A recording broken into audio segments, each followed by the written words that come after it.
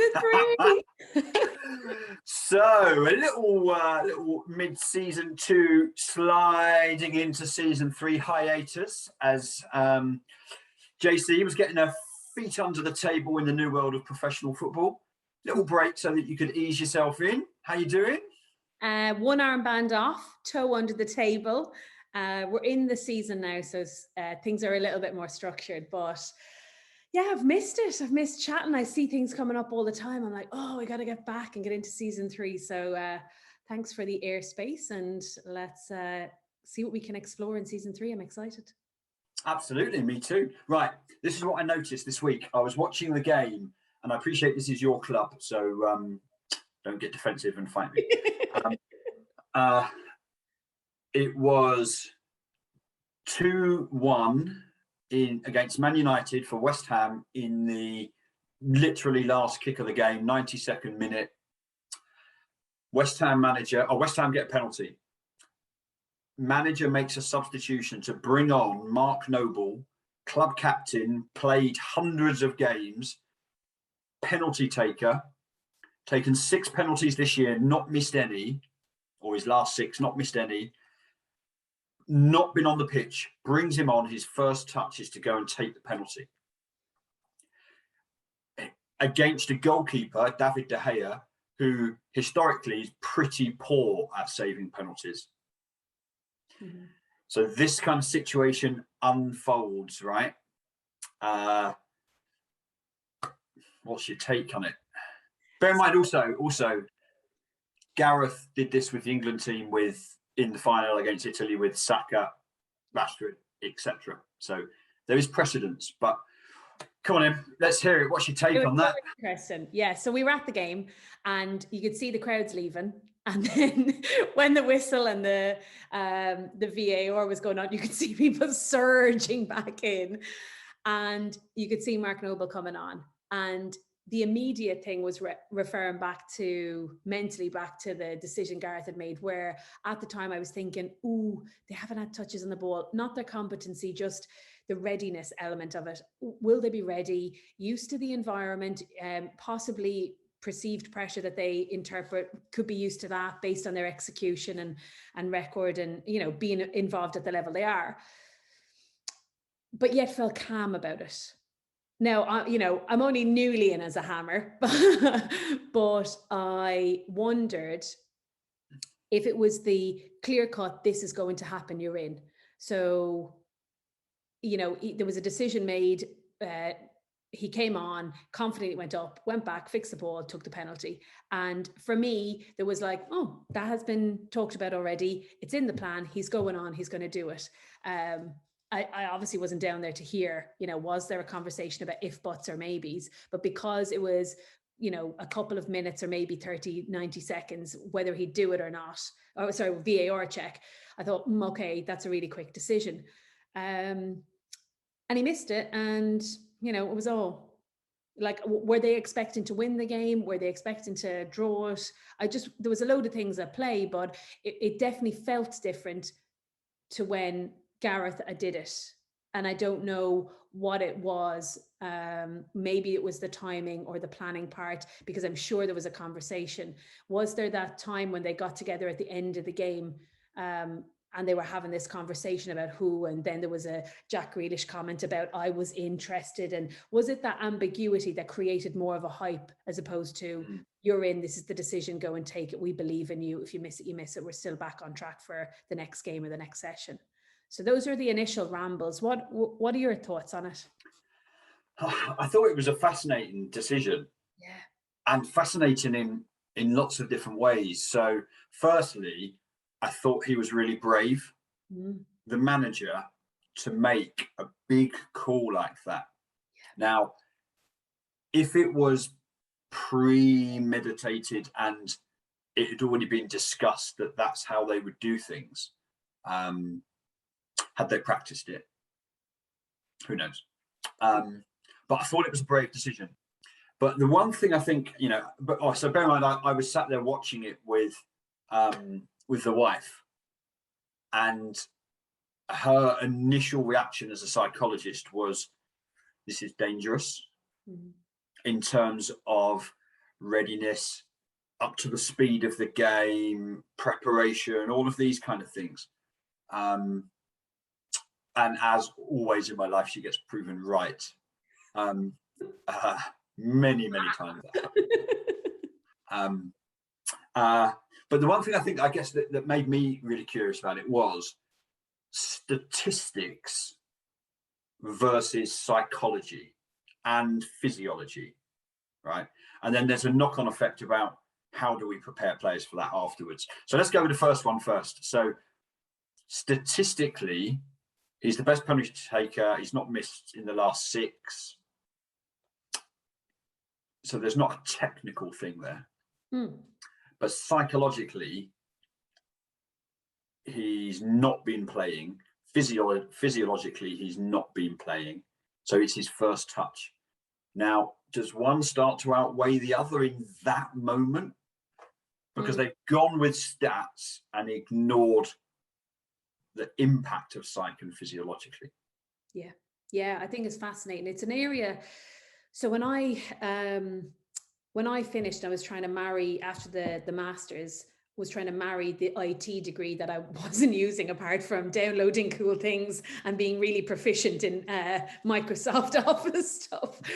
That's where I thought the cool space was, because I wasn't an out and out kind of analytical, algorithmic master's performance analysis graduate. And the psychology part was how it had been used on me. That was the only reference point, and then the little bit of work. So I think it's first of all, the marrying of those, that actually when you're talking about stats and you're doing video clips, are we looping in, if you have the provisions, people who have insight into that psych space? I know there's a prep stuff that we'll talk about in a minute, but I was reading something the other day and it linked to this incident. And well, it's not an incident really, it's an experience, a potential learning opportunity. That, would you have him on the sideline making a couple of touches, and then put him in? Does that make any difference? Is it the touch of the ball, the speed of the play? Because it's this kind of a closed action, if you like. It's placed and it's, the opportunity. So I think it's massive, but it does link into the pre and post of, how are you entering that scenario in space, and how are you exiting it? Because that's the key part, because it is what it is when he takes the shot. He either makes it or he misses it.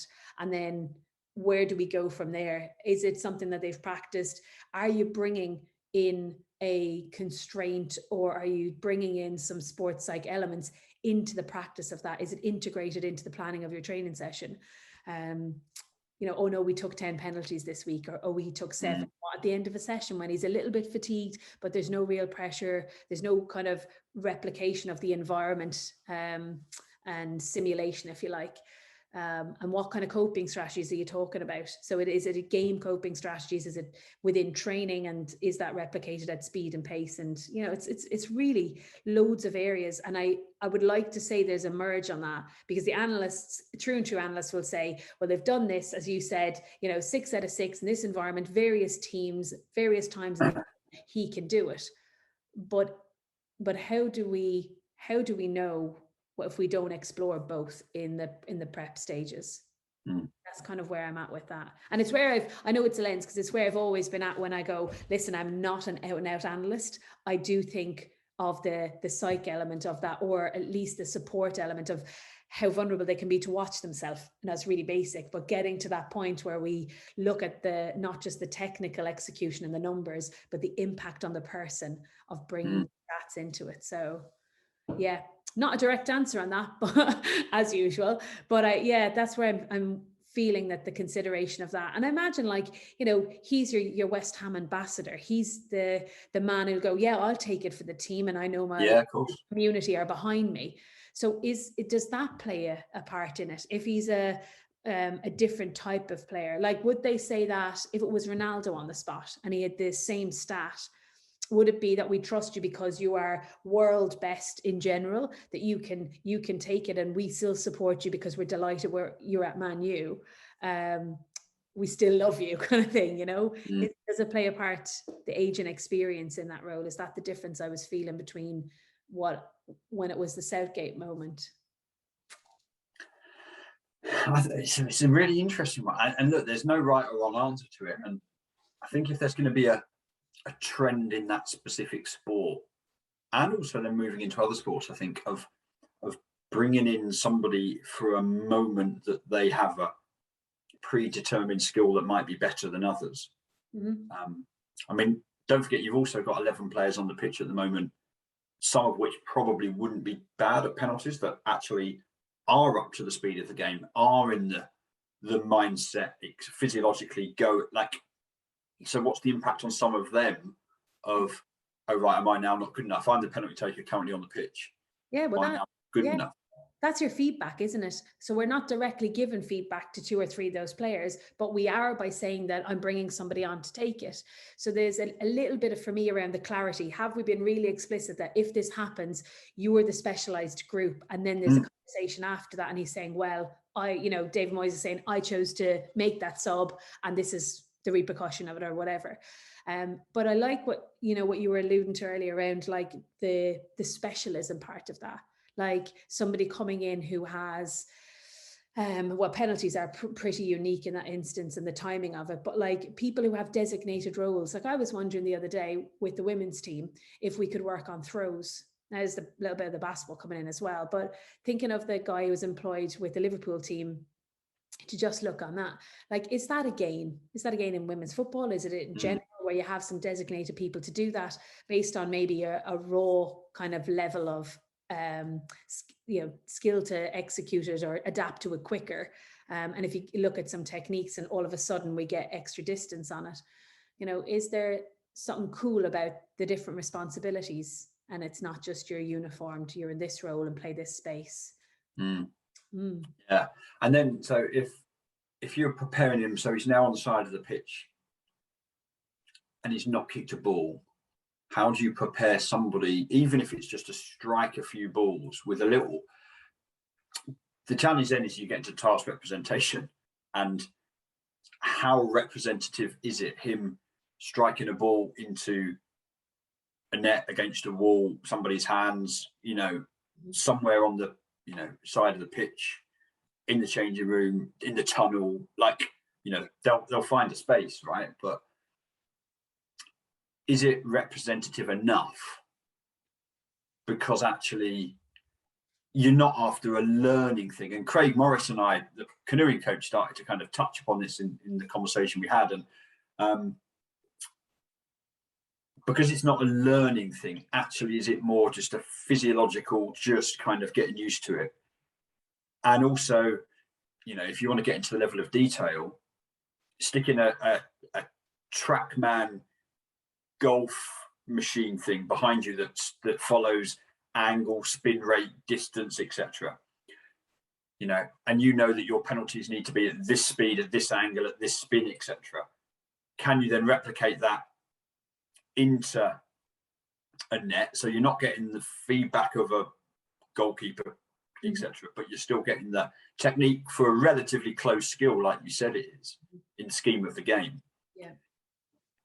Which is elements of it to consider. But then, so if we then take that to other sports, like what does it look like in canoeing or basketball, or pistol shooting? Yeah. Like it's probably quite difficult if you're pistol shooting just to be stood on the side shooting at stuff. Yeah. Or you're not on the water, but how do you then make sure that a readiness to go and play is achieved? Like that is just a whole chunky topic in itself when you start to bring other. Yeah, sorry about that. No, like I'm wondering, okay, so there are some sports that scenario is replicated in, like the time constraint and the balance of a draw or whatever, or the score outcome depends on that, the clutch moments, clutch plays.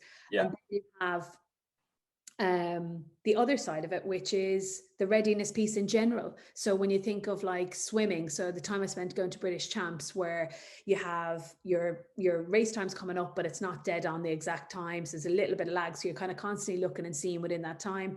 You have a chat with your coach, then you go to the holding area, then you go out, then there's, you might go out straight away, or there still might be an extra little line in there. So all those layers and the mental part of that and the shooting part of where it is so quiet and so internal, and the self-talk and visualization and imagery comes right to the forefront for those athletes. Or in basketball, if I think of, a sub, which you can make a little bit more fluid in basketball over football, it would be, well, again, from my personal experience, it would be the amount of information or who's trying to deflect their anxiety on me before I go out. So I had those scenarios a couple of times where it's end of game, this is to draw or send it into overtime or win or whatever.